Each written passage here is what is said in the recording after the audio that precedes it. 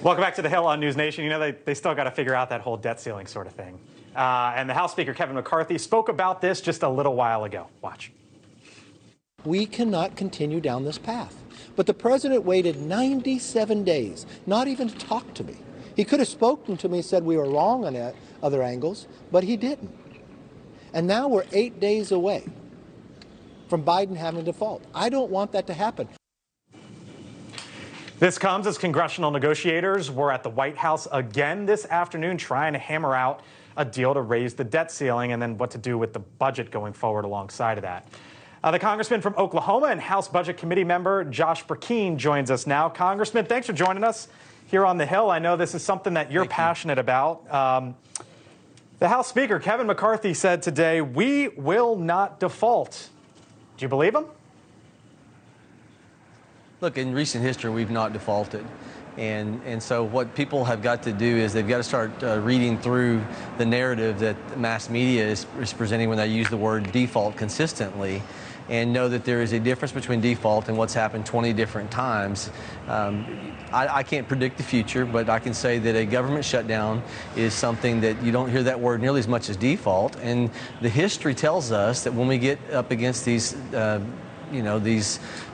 impasses, you've had 20 different government shutdowns since the Ford administration. You had 8 during the Reagan administration.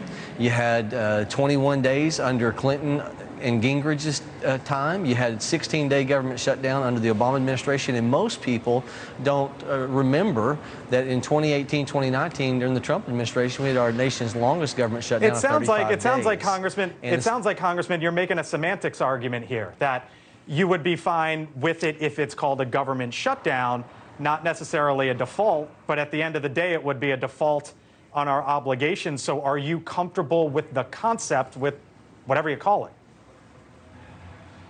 Well, I don't think I'm playing semantics. I think what I'm saying is on every month we bring in about $500 billion in revenue, and about $50 billion of that goes to pay off our interest payments, and about $50 billion of that goes to pay off our maturing bonds. In 2011, President Obama directed his, we know by memos, directed his Treasury Secretary that you will retire those T-bills. And the 14th Amendment, even though it's been used by some, misused, the 14th Amendment of the Constitution says the public debt as authorized by law shall not be questioned. So I will contend that, using the normal process that we've had, again, 20 different times, there's plenty of money coming in to be able to pay. If we go into a furlough situation where, we've seen that in the past, people end up getting paid. And the only spending reforms we've ever had have always come up against a debt ceiling. Since 1983, we've had 11 different major overhauls on spending. They've always been up against this debt ceiling discussion. So, look, nobody likes the discomfort of where we're at. For 100 days, the president did not talk to the House. And the only plan that's been pushed forward was the plan that the House Republicans pushed forward. Yeah, and the I'm glad Save and Grow Act. I'm glad you asked or just mentioned that, because I know this is something that you're passionate about.